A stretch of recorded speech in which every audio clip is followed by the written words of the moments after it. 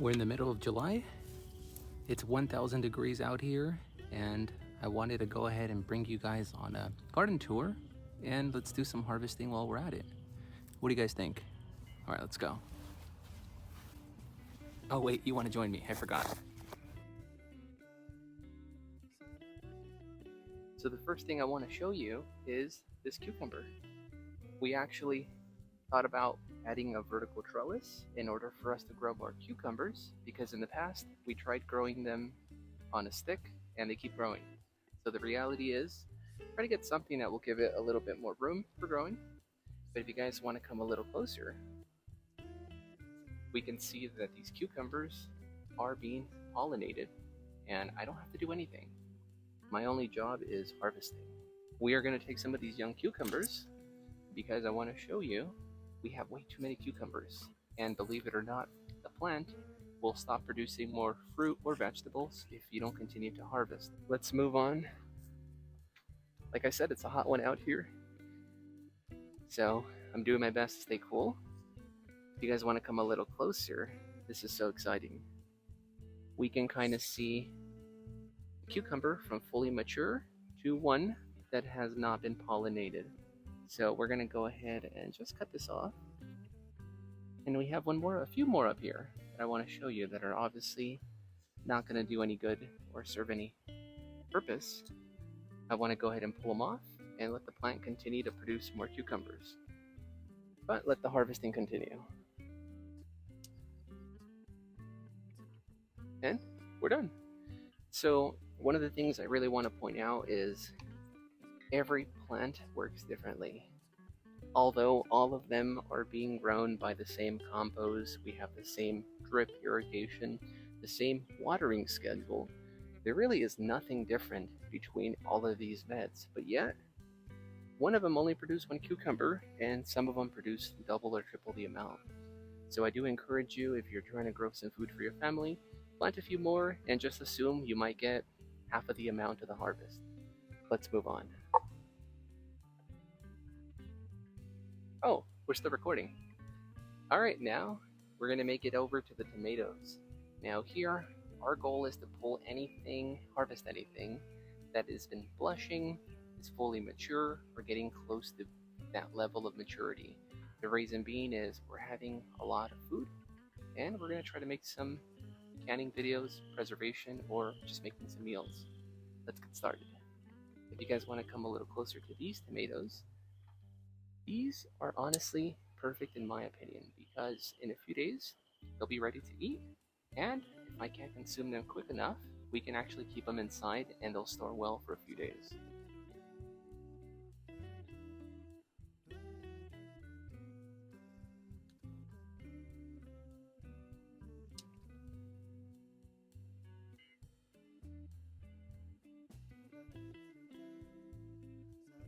I believe we have one bell pepper in here. Oh, I found it. Now this is such a small plant, but it's okay. That's a beautiful bell pepper. Okay, we made it to the bed that we need to talk about. The reason we need to talk about this bed is because the tomatoes are not doing well. The leaves are actually curling.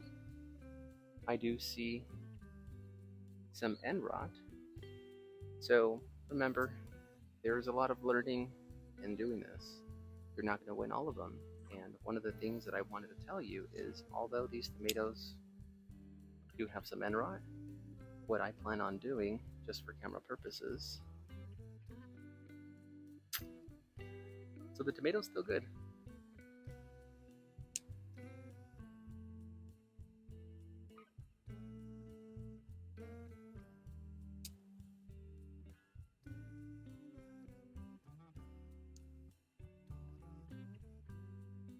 In this bed, a lot is going on. As you guys can see, we're experiencing some, I believe they might be early blight. Now here, normally what I usually do is anything that does not look healthy, I can go ahead and just pull it out and make sure you get rid of that. I normally wouldn't compost it, so I would put that into my green bin, and eventually the city will compost it, believe it or not, so let them take care of it. Although this is a harvesting video, I did want to share with you the importance of trimming your plants and allowing better airflow. If you guys want to come a little closer, these tomato plants they've seen better days. So let's go ahead and give them a little haircut to help them out. Now, if you guys get a little closer, believe it or not, sad plants still give you tomatoes. Now imagine what would happen if they actually do better. One of the things that I'm really proud of is if you guys get a little closer, these beautiful flowers attract a lot of pollinators. So these bees, yeah, they've been here all morning, and they will continue to pollinate most of my tomatoes, and I think that's what's really helping most of the garden this year.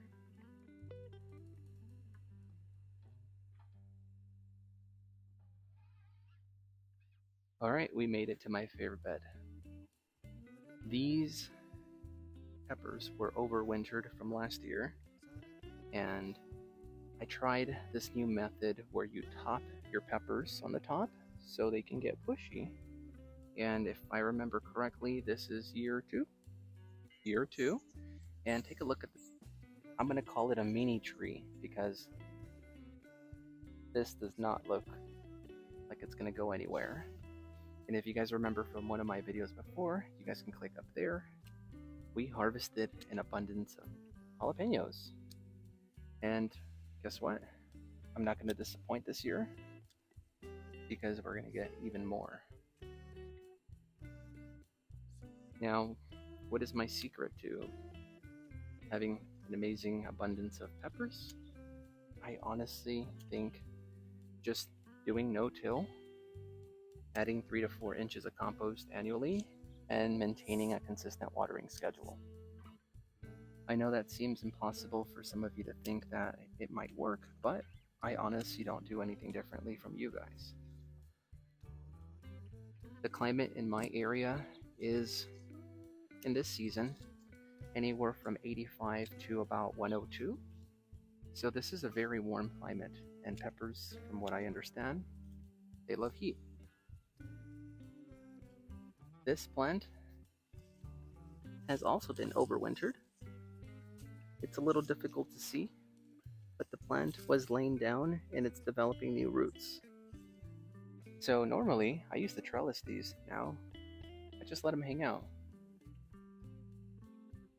For bell peppers, normally because these are organic homegrown, I don't like to let them get a little too big. The reason being we have a lot of caterpillars and bugs who tend to eat them, so when they're young, we harvest and honestly we get an abundance. So let me know if you guys do something differently. Now this basket's getting a little heavy. I can easily say it's about 25 pounds.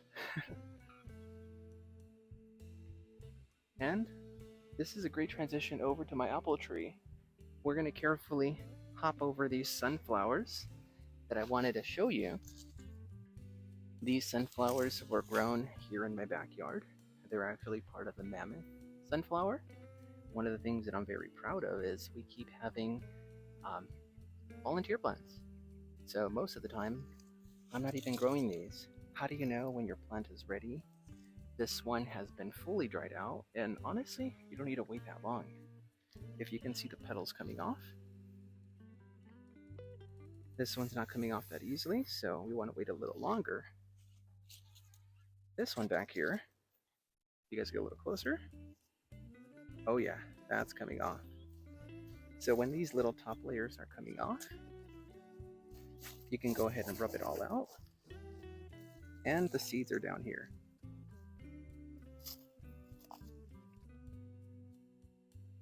Yeah, the birds love these, and honestly what I do is,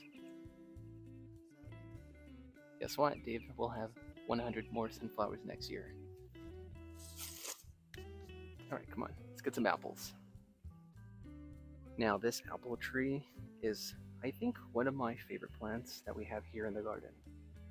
The reason being is this is an apple tree that's been grafted, so we have different types of apples. I'm doing my best to keep the tags because I know myself, and chances are I'm gonna forget. But to be very frank with you, we just collect apples as they fall.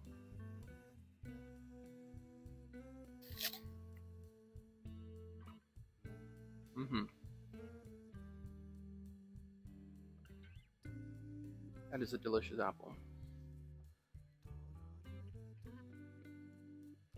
Now, the reason why we want to pull some of the apples, we've been harvesting apples daily. But I noticed the weight of the tree is becoming an issue. If you guys can see here, these branches are ready to fall off. So we're gonna go ahead and help this tree out by pulling the fruit completely out. The seasons here in zone 10, I guess it's getting a lot warmer. We tend to have apples almost, I want to say, for about 4 to 5 months, if I remember correctly. One of the things that I've done in this tree is I've installed my own drip irrigation exclusively to all of my trees. Remember, if you guys want to learn more, click on the link up here. Now, if you guys want to come a little closer back here, I want to show you that this apple tree needs help. Normally, I guess normal people would not allow their trees to have this much fruit, but we don't do things like normal people. And honestly, I think it was worth it.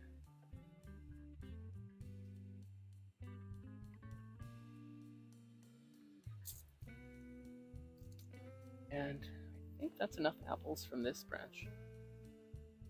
Okay, we got our apples. It's a hot one. And we are not done yet because let's make our way over to this beautiful bed back here. Now, this is my first year on growing strawberries. I did want to share with you that what are these little trees doing in here? They're not little trees. These are actually companion plants, also known as asparagus. Yeah, ever grown your own asparagus? This plant over here is actually one of the female plants. And the female plant actually has little seeds that grow, and you can do a couple of things. You can either cut them and toss them out. Honestly, I'm just going to allow it to reseed itself because they complement one another. If you see back here, the strawberries, they kind of just overlap, and it kind of helps me collect them a lot easier. So, one of the things that you can do is when you have these little suckers, shoots, everyone has different names, you can go ahead and put a little planter and allow it to develop roots. From here, we can go ahead and cut the plant and move it to some other area in the garden. Alright guys, this is it for our harvest. We collected 1 strawberry and a lot of goodies. Let me know what you guys think. This is a June-bearing strawberry bed, so we don't expect much. We are heading towards the month of August, and honestly, this bed might be going dormant, but I think we have a lot of strawberries to come. Don't forget to like, share this video with your friends, and I'll catch you in the next video. Bye everyone.